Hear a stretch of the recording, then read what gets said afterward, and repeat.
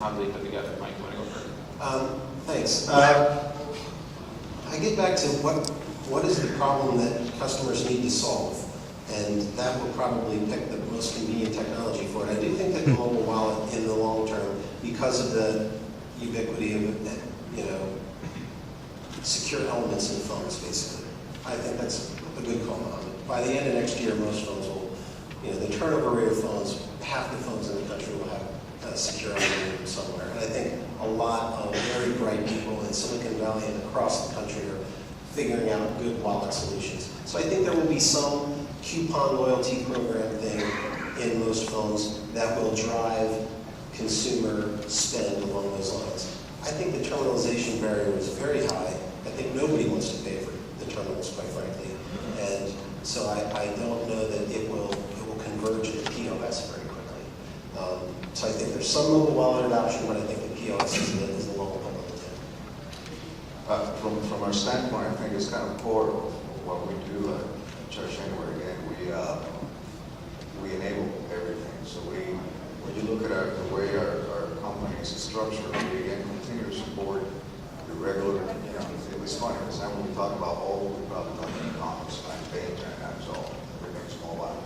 If you happen to have a mobile in your name somewhere, you're worth $2 billion. It's like a magic number. Almost $1 billion. So what we have done is that, to answer the question, is that I think as a retailer, and that has never changed, really, you have to enable it all, right? So you have the regular terminals, you have your self-standing terminals, you have your e-commerce, and there's so many different transaction environments that can happen through SMS. That can happen. You're going to have a bank populations going to your stores. They're not going to have a data plan. They're not paying for a smartphone. They're paying $18 for their prepaid phone, and they can only get SMS text messages. So if you're going to target that segment, you're going to have to do it through SMS. And we enable that as well. If you're going to do it through a smartphone, then you're going to need an application to do that. We enable that as well. If it's going to be NFC, then you'll welcome NFC, and that's great. Again, I think the point that I need to make, and I always stress these things, is that we've been on this rodeo before, right? This is not our first rodeo when it comes to technology. Right? I will repeat that date. It's 1970 when EMV was invented. It was 1984 when the first batch came out. And you see how many people are paying in the U.S. with EMV, you probably get a big zero, right? Then we got NFC in 2002. Philips Arena came out in 2005. They did a great release of it. I'm looking, I have statistics in here saying that 20% of the people like to pay with this since 2006 and 2007. You read today, 20% of the people prefer to pay with it today. We even had biometrics back then, right? And we know all the statistics and all the empirical evidence. So the bottom line is that we have been in this path before, so now it's mobile technology, right? And the reality, you cannot close your eyes and say it's not going to happen. It's going to happen. So you have to support them all. NFC, EMV, SMS, application-based note, and of course, continue to support your regular, legacy systems that they work very well. They will still work very well for a while. Look, again, from WASP's point of view, I believe that NFC is definitely the way it's going to go, and I believe that payments will only be one part of the application that sits on that handset. Ultimately, the usage of it and how quickly it is taken up will depend on how quickly the POS becoming NFC enabled. And I think Khan is probably one of the best to tell us why that's going to happen sooner rather than later. So I think the way I look at it, maybe it's better to take a step back, is the bigger phenomenon is not NFC, the bigger phenomenon is mobile. Okay, I call it the iPhone phenomenon. It started 3 years ago. When you see your 1-year-old, whether your nephew or your kid or your whoever is playing with that and really amazingly trying to do very different things. If that 1-year-old can play with that smartphone, we're going to see a broader spectrum of consumer technology with their smartphone. And that's what exactly is happening is, you compare today's, yourself, today versus 3 years ago, it's amazing how far we have come in using that mobile. Okay, that's, I think, is a bigger phenomenon. Number two is how to make that same mobile phenomena applicable into the commerce environment in the physical. So online e-commerce, you can do things no different than what you do on PC, better because you can do from everywhere. But the real challenge is And their opportunity is as well, so how to take that mobile and make it effective in the physical store environment. And enabling not only from a consumer point of view, convenience, better information, all of that value add that you can add for the consumer, help them to enjoy better saving, but more importantly, how to enable the merchant to influence me as a consumer as well. When I talk to the merchant, three things they clearly want to point out is they want to have better loyalty, they want to have that customer visit more often. But when I'm visiting their location, they want to make sure that they upsell, cross-sell, or high-margin products, basically to get a better business out of me or so, while delivering services, while creating adding value. So when I'm leaving the store, I may have a bigger bag in my hand, but I'm smiling rather than I'm looking really taken away from it. That kind of experience, how we can deliver that. I think that's where what I'm seeing the activities are happening. And that's the place we're talking about cloud computing, because mobile enables that value to the cloud computing and deliver a value into the store, whether it's a payment as well, cloud computing-based payment is coming as well. And you may have heard some of those, and alternate payment, I think you can get advantage of that. So that's, now how to make that mobile to be more effective in the physical store. Now that's, is that SMS? Yes, it can be. It has been played out. I've been watching that since 2001. There were a lot of different companies in Europe. Paybox is one of the leaders. Actually, they grew, and then because SMS does solve when it comes to payment, it's a niche market application, but it takes minutes to do a payment transaction. You have a line long of 10 people or 12 people, and only payment is going to take a few minutes going back and forth. Question: would that be become a mainstream? Not sure. SMS would serve some of the very unique payment rich markets. Absolutely would do it. And it does that today, especially is doing a great job in various different developing countries. There is no max type of payment infrastructure that is based on no EMV smart card. But people they're doing payment there with SMS because there's no other option available. Right? So now the question is, in the payment, if you just focus for a moment in payment only, what would become mainstream payment? So take yourself 10 years from now, 20 years from now, let's just be that more, be very candid. Max type is not going to be payment to us 20 years from now. That's for sure. There are a lot of limitations, a lot of fraud issues. Max type is going to work. Is there a smart card which you would insert?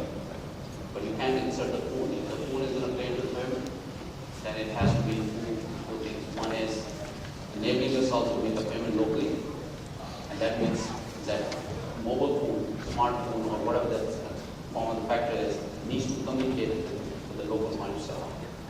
And what that technology will be. It will not be SMS, it will take minutes. Because many times the signal is not even there.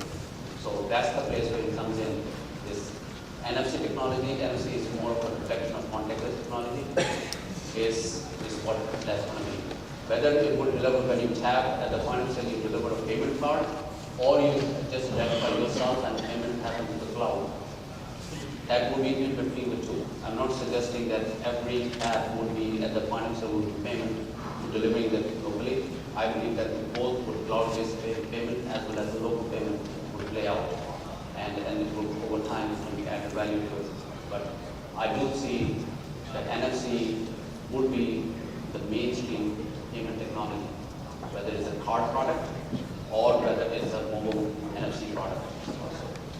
And that means 80-90% of people that will be using that technology 20 years from now versus any other. Yeah, I fully agree with Scan and to answer the comment about the technology that may take 10, 20 years to get rolled out. I don't believe on that at all. You know, the iPhone phenomena has proven that when there is value for a consumer, 5 years ago, the iPhone was not existing. We were not doing anything except calling with your mobile devices. 5 years later, because Apple find a way to bring value to the consumer, 70% of the purchase done in store has been somehow initiated with an interaction with a smartphone, which is quite amazing. I think on the first panel somebody mentioned that comparative shopping is driving your bottom line down because you are seeing that you may buy the product at a lower cost across the street. But if with NFC or a way to interact in the store with the consumer, you happen to know that the consumer is doing that, then you have capability to keep the consumer in the store and conclude the deal in your store and not have the consumer walking away. The second point around what Scott said as well is the big change around how you use your smartphone in a retail store or in the physical world. So what NFC brings is the way to connect the physical store with the cloud services. In regards to payments, yes, this is starting by trying to transfer over your standard payment credential to a POS terminal.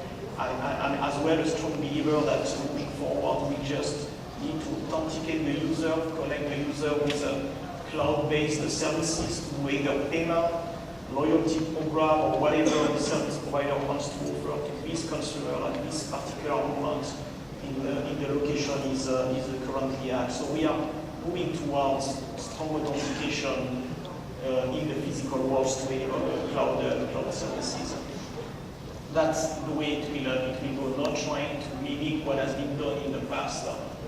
This will not really scale on mobile devices, it will be too long. We have to go for a transition period where we comply or we connect the past world with the future, but moving forward it will be going towards authentication of the user using their mobile devices.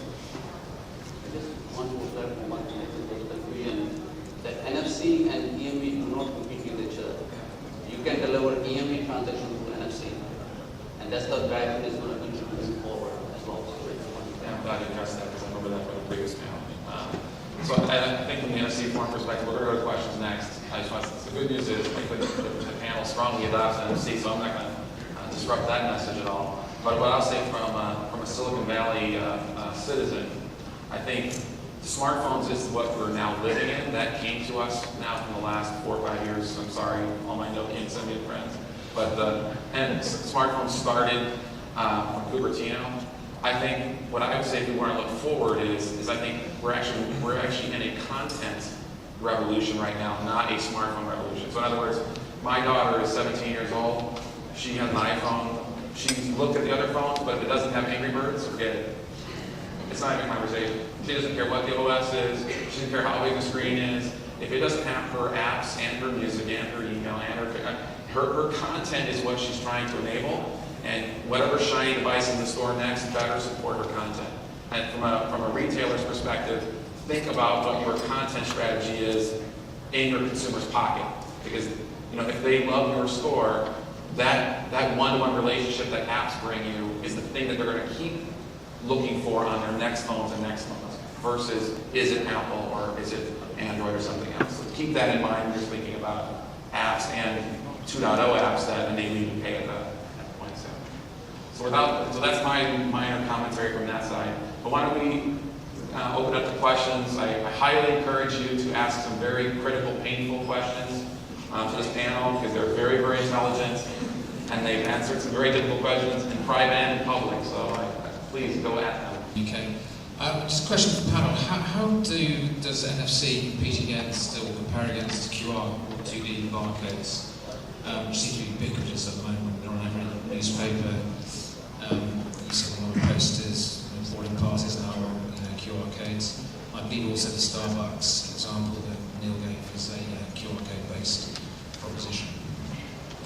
So two people to answer. So first is QR code prominence is very important. I think it's a very fundamental. When we do the wallet transactions, we just enable it in 3 different ways. So when you see a wallet, because again, we understand that at some point all phones will be NFC, but they're not there today, right? And we want to be able to deploy this tomorrow. So when you look at our wallet, you have the chance to pay with an NFC, you have the chance to pay with a QR tag, and if you have a phone that happens not to be able to do the barcode scan, you can just input that number manually and pay that way as well. So again, going back to the fact that you have to accommodate all targets until that full conversion, if it ever happens, takes place. So just my 2 cents, and we'll get it next. On both sides of the equation. Not all merchants are going to be ready with the terminals on the other side right now. So we put the merchant data on the cloud, and the barcode is just a poster.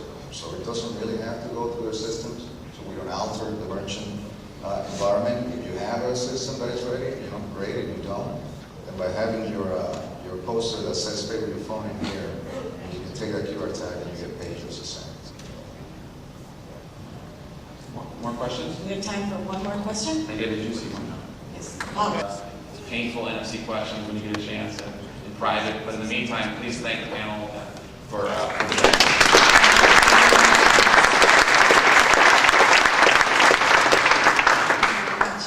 We're going to be getting started in about 2 minutes with our Google Wallet presentation.